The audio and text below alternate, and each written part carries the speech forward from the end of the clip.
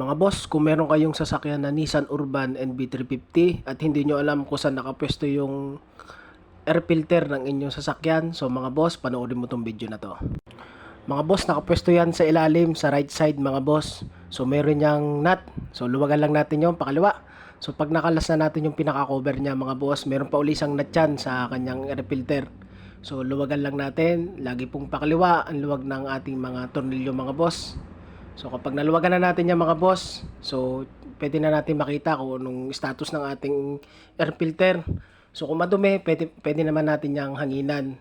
So kung medyo hindi na maganda o worst condition na yung ating air filter, so mga boss, palitan na natin kasi once na hindi yan natin napapalitan, so nagkukostin kasi yan ng pag low power o paghina ng hatak ng ating mga sasakyan. So sa pagbabalik naman mga boss, so same